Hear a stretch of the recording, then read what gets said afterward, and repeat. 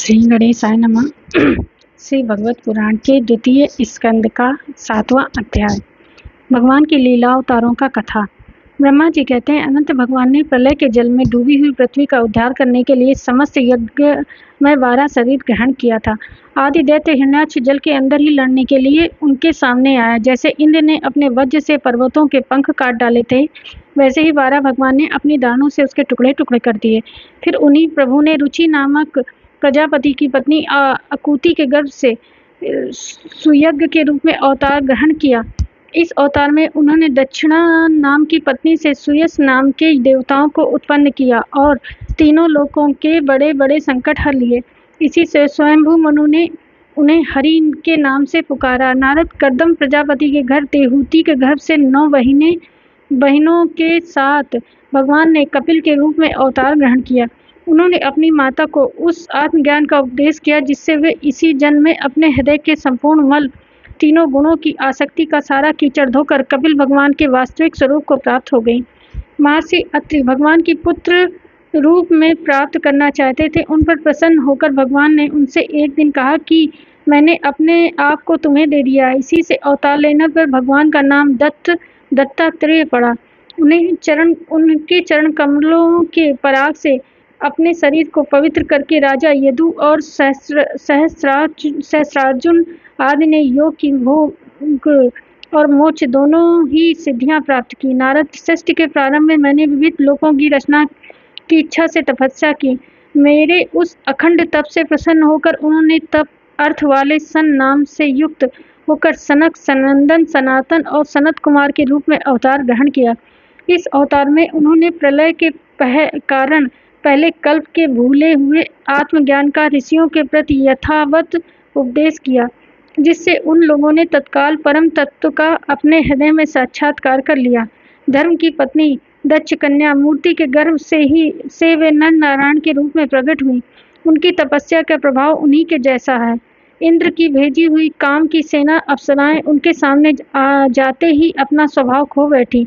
वे अपने हाव भाव से उन आत्मस्वरूप भगवान की तपस्या में विघ्न नहीं डाल सकी। नारद, शंकर आदि महानुभाव अपनी रोष भरी दृष्टि से कामदेव को जला देते हैं, परंतु अपने आप को जलाने वाले असह क्रोध को वे नहीं जला पाते। वही क्रोध नर नारायण के निर्मल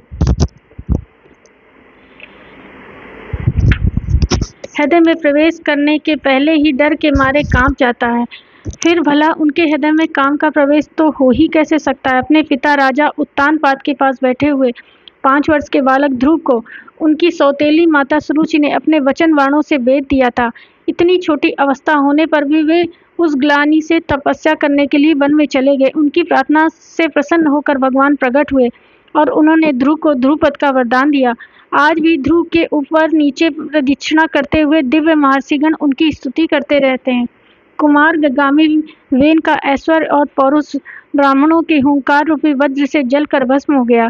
वह नरक में गिरने लगा। ऋषियों की प्रार्थना पर भगवान ने उसके शरीर मंथन से पृथु के रूप में अवतार धारण कर उसे नरकों से उबारा और इस प्रकार पुत्र शब्द को चरितार्थ किया। उसी अवतार में पृथ्वी को गाय बनाकर उन्होंने उससे जगत के लिए समस्त औषधियों का दोहन किया।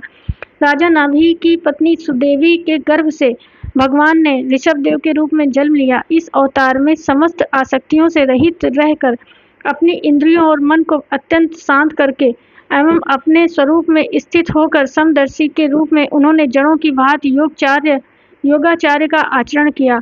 इस स्थिति को महर्षि लोग परमहंस पद अथवा अधूतचर्या कहते हैं। इसके बाद स्वयं उन्हीं यज्ञ पुरुष ने मेरे यज्ञ में सुवर्ण के समान कांति वाले हयग्रीव के रूप में अवतार ग्रहण किया। भगवान का यह विग्रह वेदमय, यज्ञमय और सर्वदेवमय है। उन्हीं की नासिका से श्वास के रूप में वेदवाणी प्रकट हुई। चाक्षुष मनवंतर के अंत में भावी मनु सत्यव्रत ने मत्स्य रूप में भगवान को प्राप्त किया। उस समय पृथ्वी रूप नौका के आश्रय होने के कारण वे ही समस्त जीवों के आश्रय बने। प्रलय के उस भयंकर जल में मेरे मुख से गिरे हुए वेदों को लेकर वे उसी में विहार करते रहे।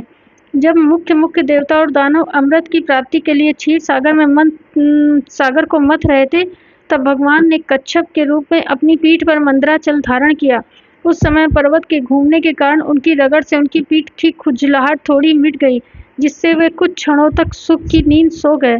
देवताओं का महान भय मिटाने के लिए उन्होंने नरसिंह का रूप धारण किया। फड़कती हुई भौहों और तीखी दाढ़ों से उनका मुख बड़ा भयानक लगता था। हिरण्यकश्यप उन्हें देखते ही हाथ में गदा लेकर उन पर टूट पड़ा।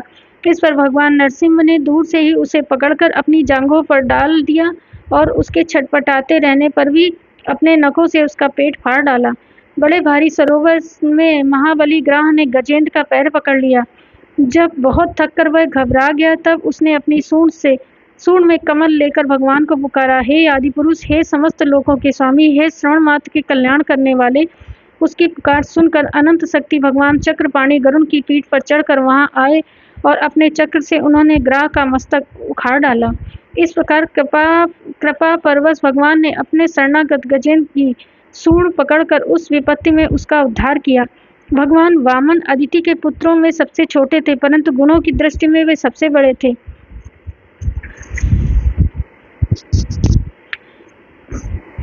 क्योंकि यज्ञ पुरुष भगवान ने इस अवतार में बलि के संकल्प छोड़ते ही संपूर्ण लोगों को अपने चरणों से ही नाप लिया था।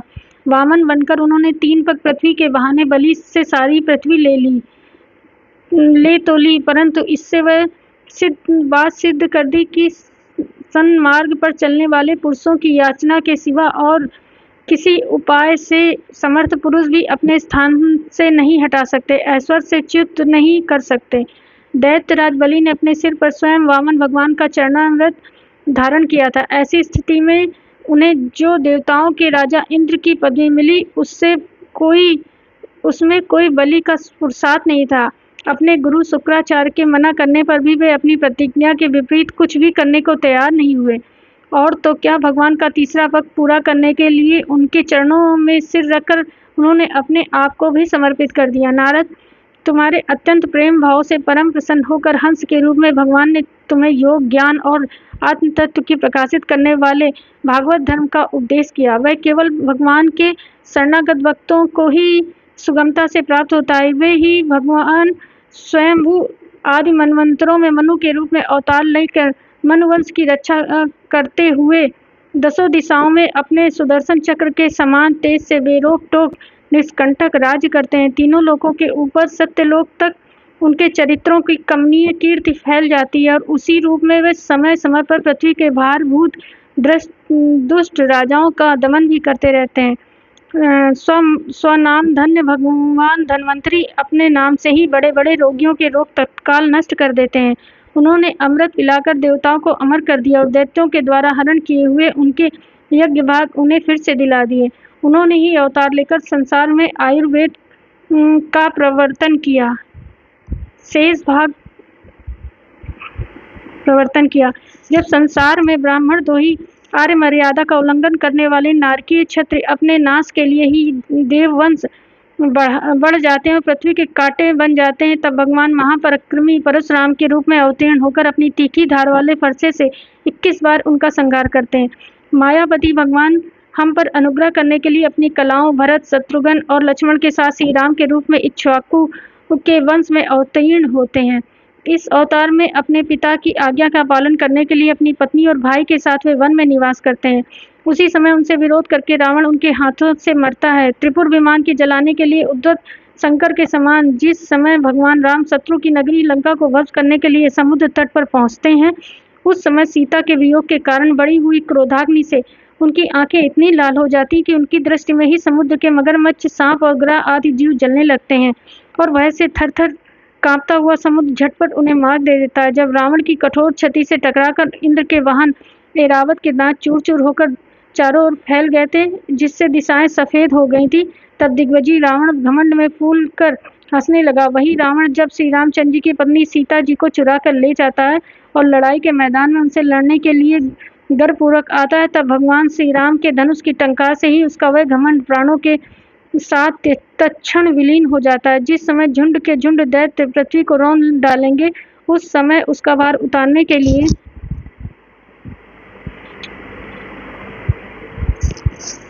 भगवान अपने सफेद और काले केश में से बलराम और श्री कृष्ण के रूप में काला अवतार ग्रहण करेंगे। वे अपनी महिमा को प्रकट करने वाले इतने अद्भुत चरित्र करेंगे कि संसार के अद्भुत चरित्र करेंगे कि संसार के मनुष्य उनकी लीलाओं का रहस्य बिल्कुल नहीं समझ सकेंगे। राधे राधे।